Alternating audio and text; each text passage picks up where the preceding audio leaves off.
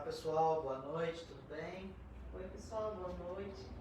Estamos aqui mais uma vez reunidos para dar continuidade ao nosso estudo do livro Nosso Lar, uma coletânea de obras de André Luiz, psicografadas pelo Francisco Cândido Xavier. E hoje nós daremos continuidade à nossa terceira semana de estudos. Então, antes de mais nada, façamos nossa prece. Mas vamos pensar em Jesus e pedir para que possamos sentir, Senhor, o seu amor nos envolvendo, a sua luz penetrando em nosso ser, para nos fazer crescer, para nos guiar, para que sejamos espíritos melhores. Muito obrigada, Jesus, por seu amor. Obrigada, amigos espirituais, por estarem conosco. Que assim seja. Bom, estamos mais uma vez aqui também com a Voz do Além. Olá, boa noite. E sempre lembrando que a nossa ideia é um grupo de estudos. Então, gostaríamos que vocês que estão aí acompanhando a leitura, os trechos do livro, os nossos comentários, para ficarem também livres, tranquilos para fazer os seus comentários, as suas observações, para a gente compartilhar ideias, né? É uma pena que não tem áudio, né? Porque é mais fácil o áudio ficar digitando, né? Às vezes tem um comentário, mas é muito longo, demora muito para digitar. Mas, sem muitas delongas, vamos dar continuidade? Eu vou pedir para a Voz do Além, por favor, pegar meu celular, porque ele está com... Só me diga onde está o seu celular. Boa pergunta. Não sei. Bom, mas vamos acompanhando pelo vídeo, então. Bom, a propósito, não tem problema aqui, ó, a gente tem dois aqui. Quer ir pelo livro? Eu vou pelo tablet. Então, na semana passada, nós lemos, nas semanas anteriores, né, a introdução, o prefácio e a mensagem de André Luiz, e agora nós vamos para o primeiro capítulo do livro, que chama Nas Zonas Inferiores. Exatamente. Podemos começar a ler? Vamos? A leitura? Eu guardava a impressão de haver perdido a ideia de tempo. A noção do espaço esvaíra-se-me de há muito. Estava convicto de não mais pertencer ao número dos encarnados no mundo. E, no entanto, meus pulmões respiravam a longos haustos. Acho que aqui a gente já pode até Então vamos lá. fazer alguns comentários, né?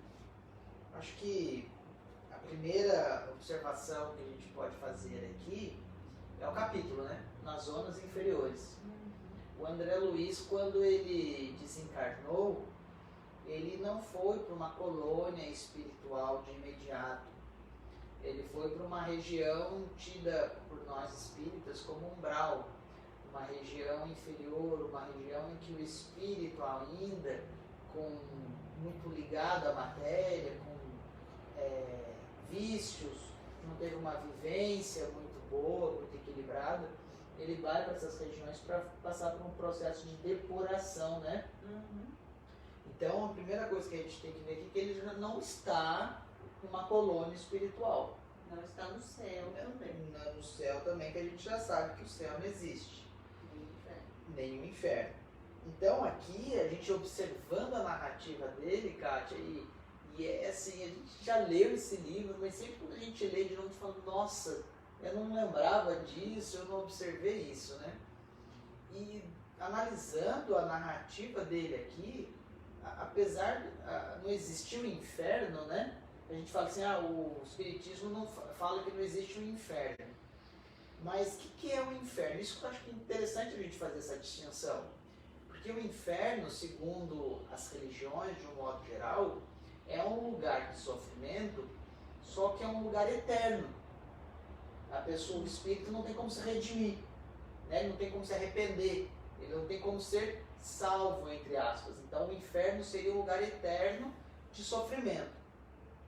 E na verdade existe sim um local, uma questão de o espírito se depurar, que é um sofrimento. E se a gente analisar aqui as descrições de André Luiz, a gente vai imaginar que realmente é o inferno. Sim. A gente vai falar, nossa, ele está no inferno. Né? Mas na verdade é o quê? Isso daqui é temporário. Nenhum espírito fica de forma eterna. Então se você falar o inferno entre aspas, pode até ser, mas com essa observação, que não é eterno, não existe esse inferno eterno. Até adiantando aqui do próprio livro, mais pra frente vai dizer, ele relata que ele passou 8 anos nessa região, nessa condição de perturbação tão grande. E esse período, para o espírito, ali no caso dele, que pese ter passado 8 anos, para ele a impressão é muito mais. Porque aqui é o que ele fala. Ele começa com essa descrição de perder a noção de tempo. Tempo e espaço.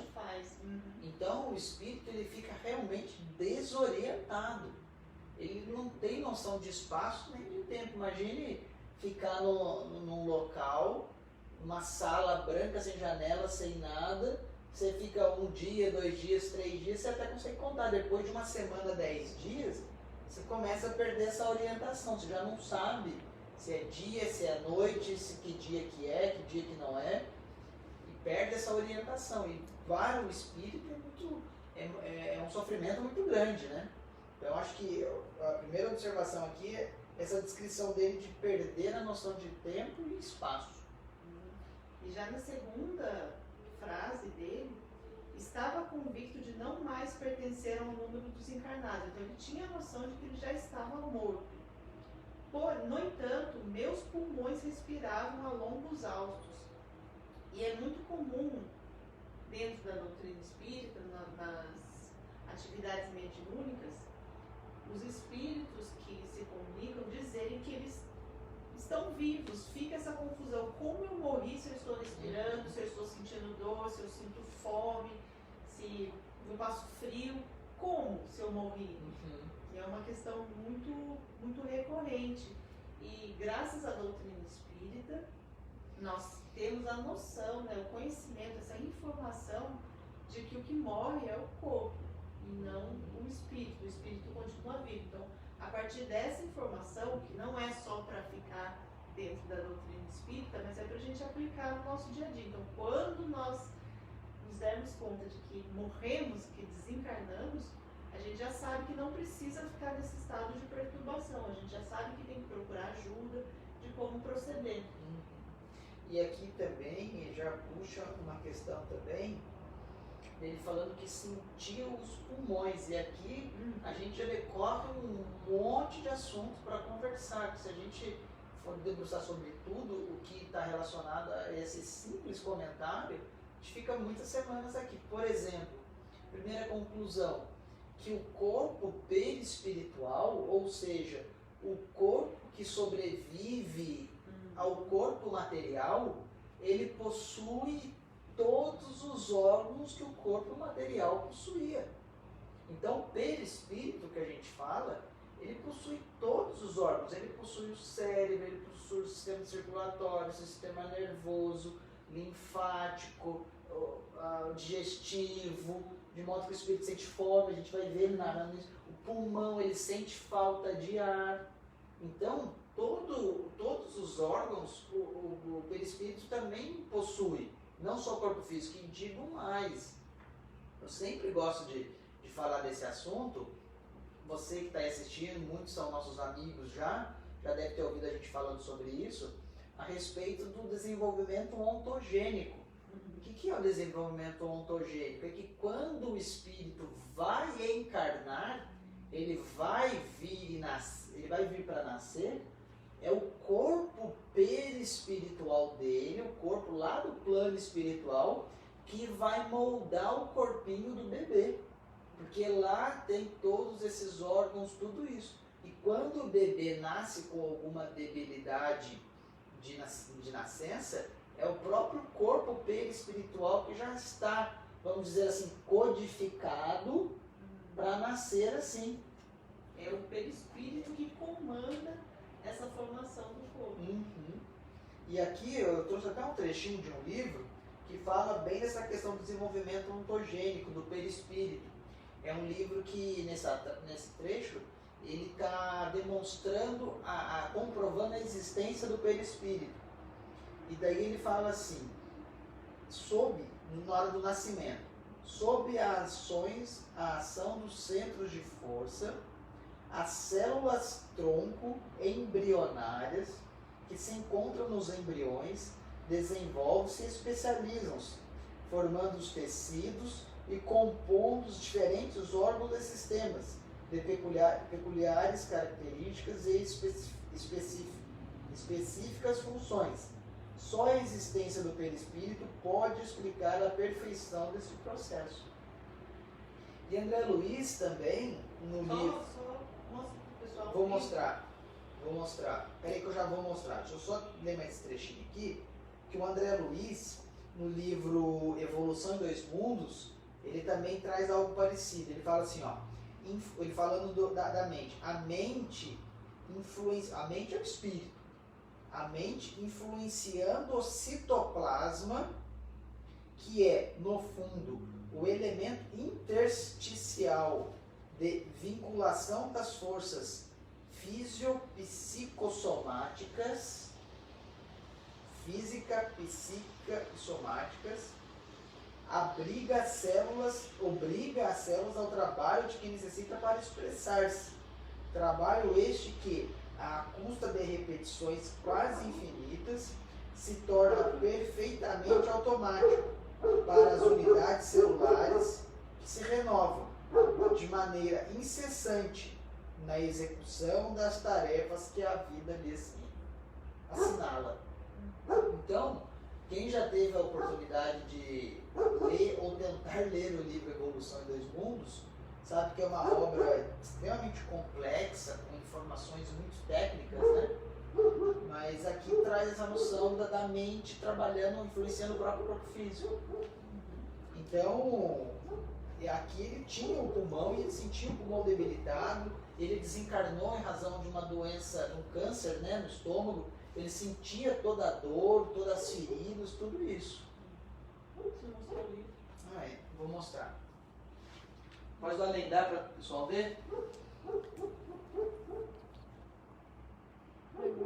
Tá? Legal. É o livro do perispírito do Salmino Zillo. Isso. Então vamos lá. Desde quando me tornara joguete de forças irresistíveis, impossível esclarecer. Sentia-me, na verdade, amargurado duende nas grades obscuras do horror. Cabelos eriçados, coração aos saltos, medo terrível, senhorando-me. Muita vez gritei como louco, implorei piedade e clamei contra o doloroso desânimo que me subjugava o espírito. Mas, quando o silêncio implacável me absorvia, não me absorvia, a voz estentórica, lamentos mais comovedores que os meus respondiam-me aos clamores. Outras vezes, gargalhadas sinistras rasgavam a quietude do ambiente. Algum companheiro desconhecido estaria, a meu ver, prisioneiro da loucura. Formas diabólicas, rostos alvares, expressões animalescas surgiam, de quando em quando, agravando-me o assombro. A paisagem, quando não totalmente escura, parecia banhada de luz alvescenta, como que amortalhada em neblina espessa, que os raios de sol aquecessem de muito longe. Aqui é um trecho em que ele descreve os padecimentos dele, né?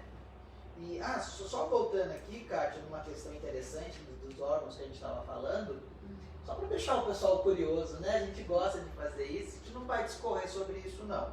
Mas só para deixar o pessoal curioso numa outra oportunidade, se você for curioso, manda mensagem aí. Essa questão de doação de órgãos também é interessante, da questão do perispírito, o perispírito do doador de órgão lá no plano espiritual, como é que é mais ou menos isso. Isso é interessante, é um tema interessante, eu tenho certeza que você vai ficar curioso para saber disso. Então é um outro tema também que está relacionado a isso, né? E aqui ele descreve bem, né, Kátia? A perturbação, né?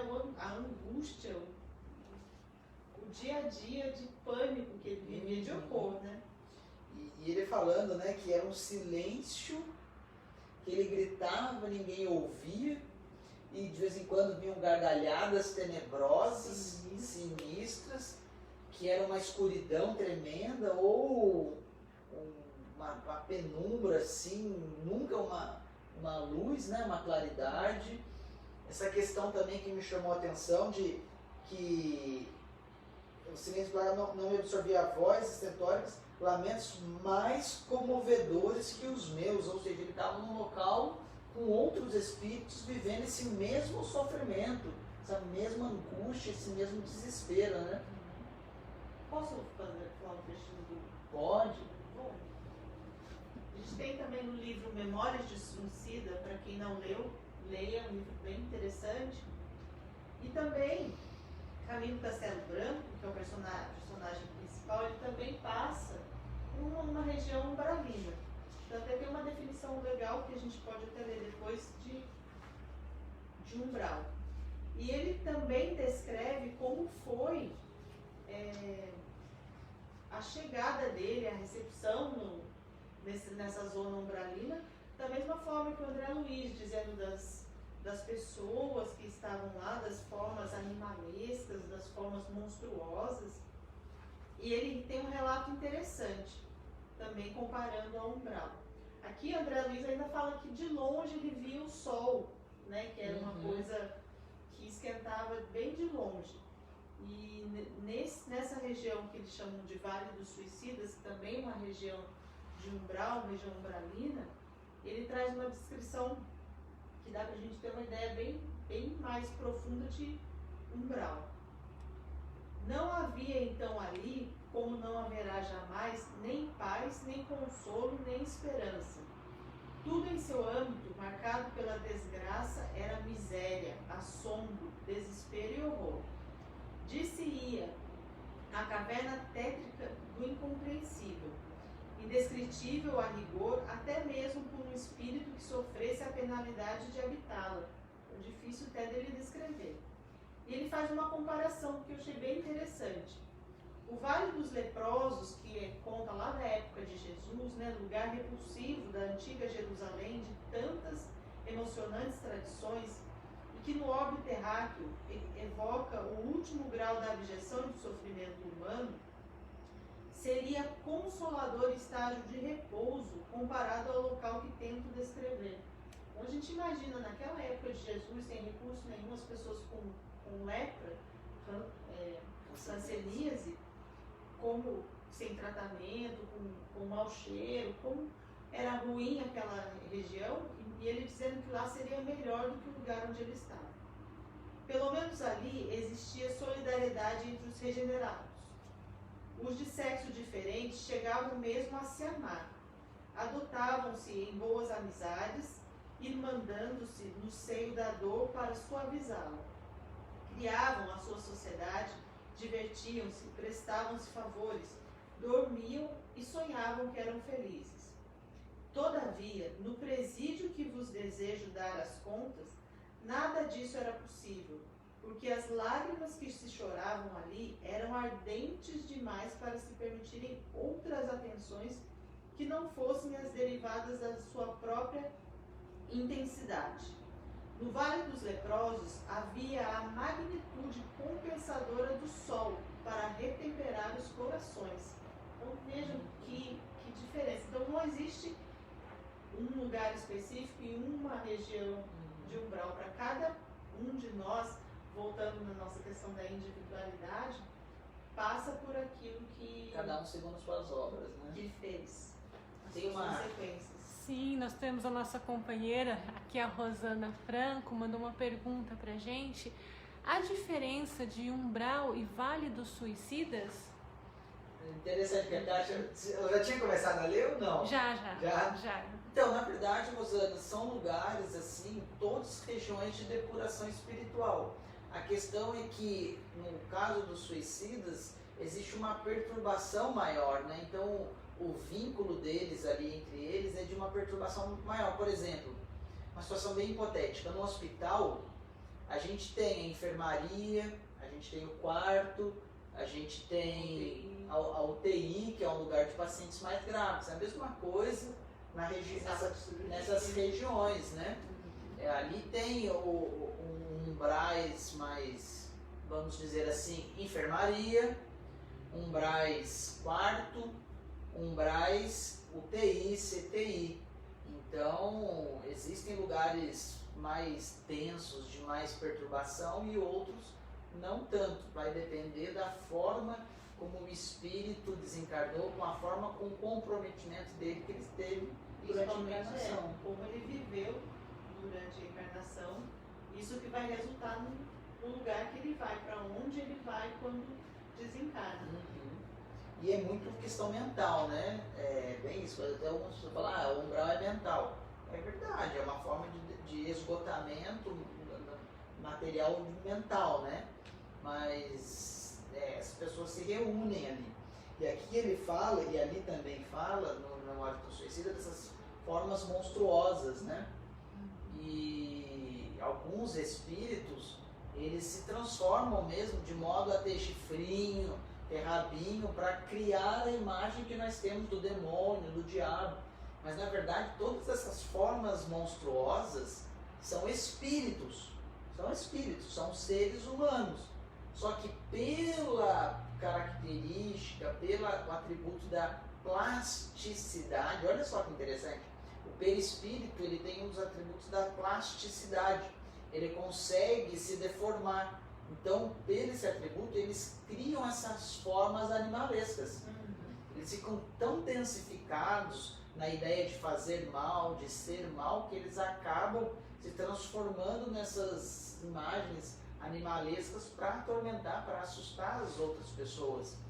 Então tem muito disso. Lá, então são espíritos que eles vão progredir, sim. Nós temos uma outra pergunta da Gabriela Artuso Lins. O processo de desencarnação envolve passar pelo umbral? Interessante. Pode ler a notinha aqui, que tem uma notinha do Memórias do Suicida. Preste atenção, Gabriela. Muito obrigado pela sua pergunta aí, para compartilhar conosco o estudo. Responde a pergunta da Gabriela e da Rosana. Então, quem responde é a Ivone Pereira.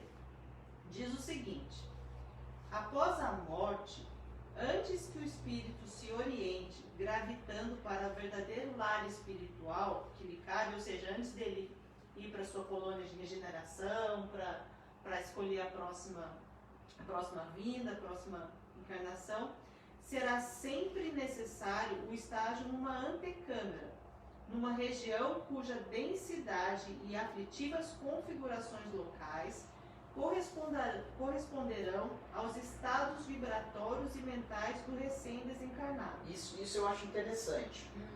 Então, é assim, se hoje eu me acidento, eu sofro um acidente, e eu tenho um convênio médico, um bom convênio médico, eu vou para o Albert Einstein, em São Paulo, um hospital bom. Agora, se eu não tenho convênio médico, se eu não tenho parente para me levar nada, eles vão me colocar num cantinho lá do SUS e olha lá.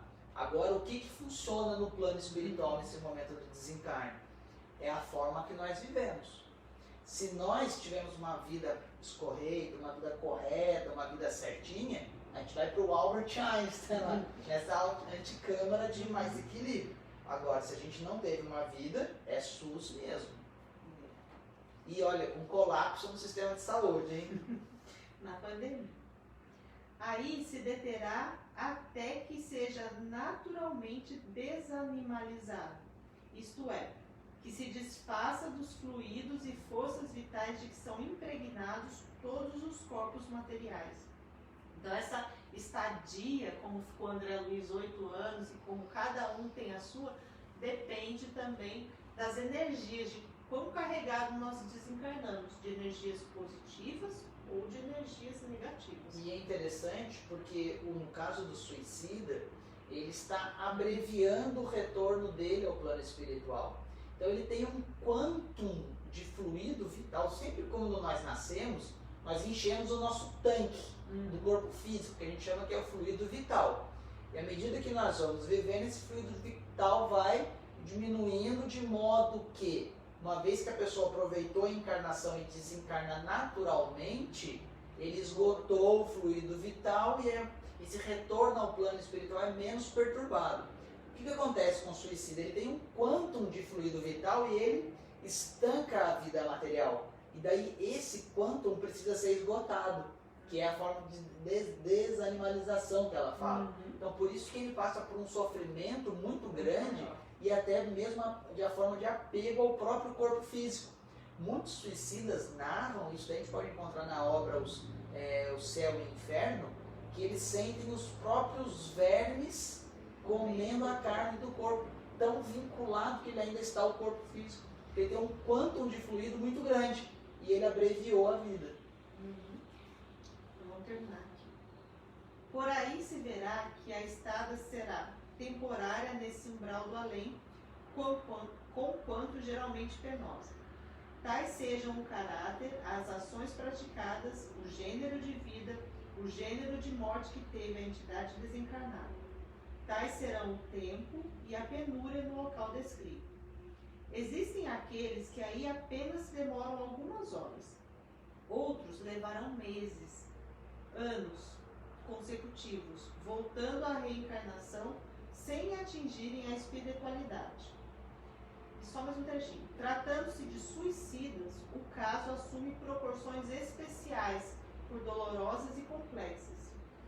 Esses aí se demorarão geralmente o tempo que ainda lhes restava para a conclusão do compromisso da existência que prematuramente cortaram.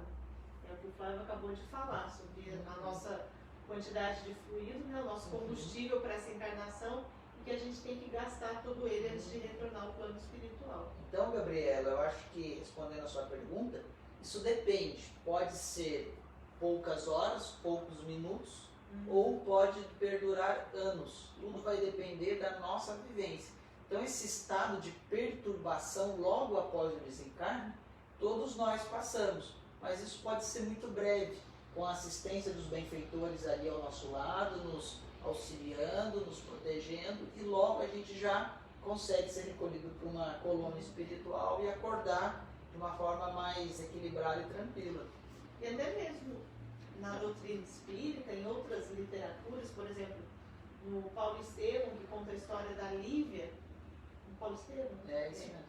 Que ela, antes dos leões... Há 2000 anos. Há 2000 anos. Antes mesmo dos leões atacarem, ela já tinha sido recolhida pelos bons espíritos. Então, dependendo da nossa vivência, a gente nem chega a passar por essa antecâmara.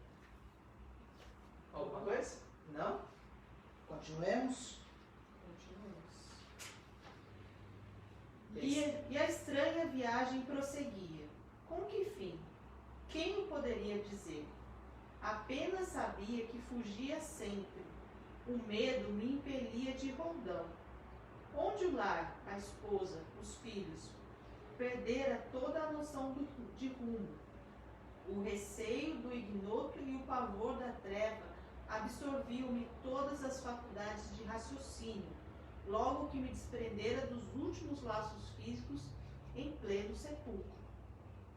Então, logo que ele desencarnou, ele já começou esse sofrimento, essa situação aflitiva. E é interessante, né? Porque ele passou, logo ali do rompimento, ele teve essa perturbação, mas logo ele já se recuperou, né? A individualidade dele. Tanto é que lembrava da mulher, lembrava da vida dele, de algumas passagens dos filhos. Então, vejam só, ele não perdeu a individualidade, desencarnou e tudo que ele tinha de conhecimento, de lembrança, ele manteve. Tem dois itens aqui bem interessantes para a gente discutir também, Flávia. Um é a questão do medo, né, que o medo deixava ele sem... Sim, ainda continuando a questão dos suicidas, a Sueli Barista, ela está perguntando: o fumante, o alcoólatra, o usuário de drogas também vão para os vales dos suicidas? Como que fica a questão deles? É interessante, né? Porque o próprio André Luiz, né? Ele chamava o André Luiz de suicida. E ele ficava indignado quando esses espíritos, esses irmãos com formas monstruosas o acusavam de suicida. Ele ficava indignado com a situação, porque ele falou: mas como suicida? eu lutei pela vida até o fim. Eu me lembro quando eu passei pelo tratamento, o que acontece? Quando o espírito ele encarna e se deixa levar por esses vícios da bebida, da droga, do tabagismo, até mesmo da sexualidade desregrada, tudo isso, esse quantum de energia dele é o quê? É diminuída. Ele queima mais rápido. E quando ele queima mais rápido, ele abrevia o plano de encarnação dele. E daí ele volta para o plano espiritual como um suicida indireto. Tem outros casos também que são mais leves, assim, mais light, mas que também se enquadram nisso. Esses esportistas que fazem modalidades perigosas, arriscadas, também chegam no plano espiritual com essa questão do suicídio. Quando desencarnam, né? Exatamente. Então tem ali o período de depuração desses espíritos, como foi o caso do André Luiz, que ele voltou para o plano espiritual como suicida. Por quê? Porque ele, através do tabagismo e da bebida, acabou abreviando o período de encarnação dele, através dos excessos. Daí ele passa por esse período de depuração lá no plano espiritual. E no caso desse livro, do Memórias de um Suicida, o espírito narra que os companheiros que estão ali na mesma situação de aflição e que foram resgatados, todos eles tinham essa perturbação muito grande por conta de ter tirado a vida de forma consciente. É diferente desses que são inconscientes, que têm algum tipo de vício que eles se comprazem e vão destruindo aos poucos. E esses, nesse caso do livro Vale do Suicídio, Memórias de um Suicida, nesse Vale dos Suicidas que eles são resgatados, são esses espíritos que fizeram de forma consciente. Mas ninguém foge às leis de Deus, né? Realmente. E a gente vai perceber a misericórdia de Deus também aqui logo em seguida, né? Todos nós temos socorro e amparo, mesmo que de uma forma mais demorada, com mais tempo, mas a gente sempre tem auxílio, né? E aqui, além do medo, tem o desconhecido, né? O receio do ignoto, do desconhecido, né? O André Luiz, a gente vai perceber que ele nunca foi uma pessoa voltada à questão religiosa. Pelo contrário, ele como um médico bem-sucedido, vivendo um período de negação da religião entre os membros da medicina, ele nunca procurou a religião, e quando procurava era para contestar. Então, quando ele retornou ao plano espiritual, ele percebeu que tudo que ele tinha, o dinheiro, a fama, o conhecimento, a inteligência não tinha muito valor, ele ficou com medo do desconhecido. E agora?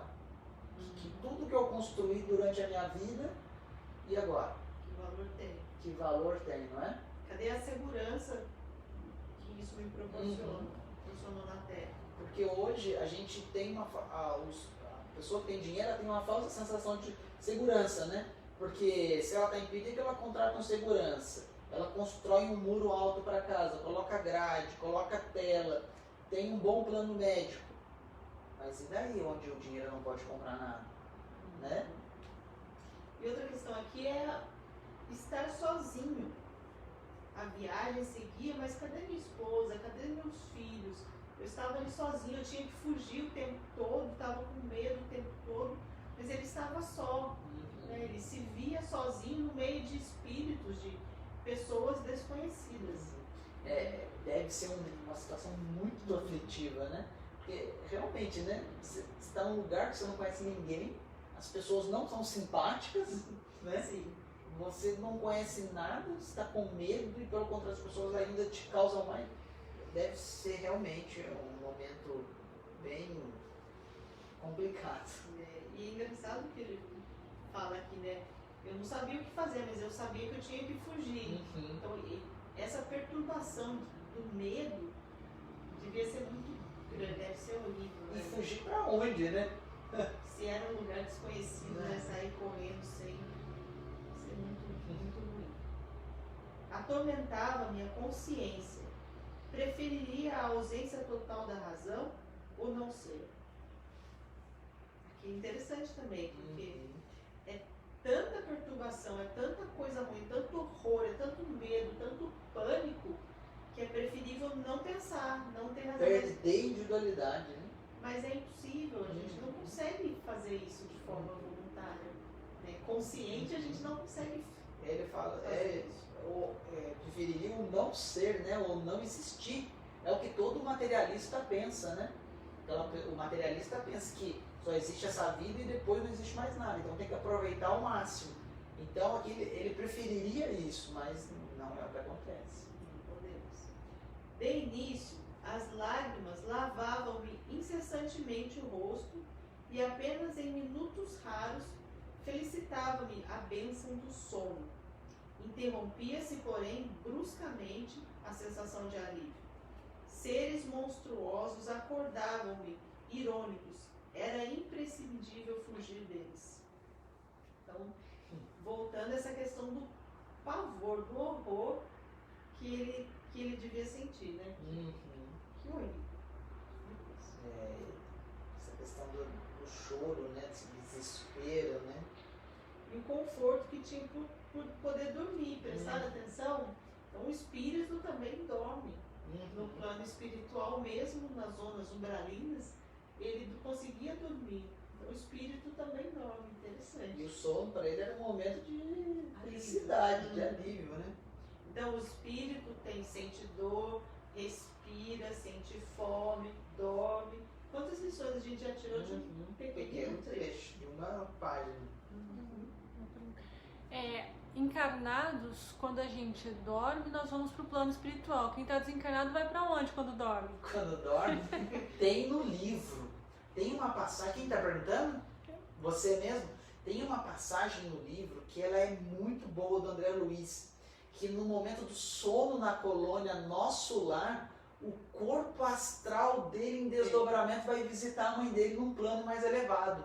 Então, Voz do Além, não perca os próximos episódios. Nos próximos capítulos. É muito interessante isso. Mas nesse livro mesmo. Nesse livro ele fala, tem um momento que ele fala exatamente disso. Reconhecia agora a esfera diferente a erguer-se da poalha do mundo, da poeira do mundo. E todavia era tarde. Pensamentos angustiosos atritavam-me o cérebro. Mal delineava projetos de solução, incidentes numerosos impeliam-me a considerações estonteantes. Em momento algum, o problema religioso surgiu tão profundo aos meus olhos. Os princípios puramente filosóficos, Presta atenção. políticos e científicos figuravam-se-me agora extremamente secundários para a vida humana. Significavam, a meu ver, valioso patrimônio nos planos da Terra. Mas urgia reconhecer que a humanidade não se constitui de gerações transitórias, e sim de espíritos eternos a caminho da gloriosa destinação. Tá bom aqui? Tá, depois a gente volta. Pessoal, acabou o nosso tempo, infelizmente. Então a gente lê de novo esse trechinho. A gente volta aqui semana que vem, tá bom? Então, pessoal, deu o nosso tempo. A gente vai continuar na semana que vem. A gente agradece a presença de todos no nosso estudo. Espero que vocês estejam aproveitando, assim como nós estamos aproveitando esse estudo. E gostaríamos de fazer um pedido, se vocês puderem compartilhar esses estudos no Facebook de vocês, com seus amigos, para a gente conseguir tentar levar essa mensagem para o máximo de pessoas possível. Porque, querendo ou não, nessas entrelinhas, a gente pode até impedir ou até auxiliar uma pessoa que está com um pensamento mais de suicida, ou um pensamento triste. A gente consegue levantar o ânimo dessa pessoa. Eu lendo hoje aqui, primeiro e segundo capítulo, a gente sente bem, né? Então isso pode também contribuir para algum estudo de alguma pessoa, se a gente puder. Se vocês puderem compartilhar. No mais, beijo para todos, fiquem com Deus, até a próxima semana. Eu gostaria de mandar um beijo, um abraço especial, virtual, para todos os nossos amigos, para os que mandam mensagem dizendo que estão curtindo o estudo, de que está sendo proveitoso, de que está levando um pouquinho de alento. Um beijo, um abraço. abraço especial para todos os nossos amigos. Tchau, Fiquem tchau. com Deus e até a próxima semana.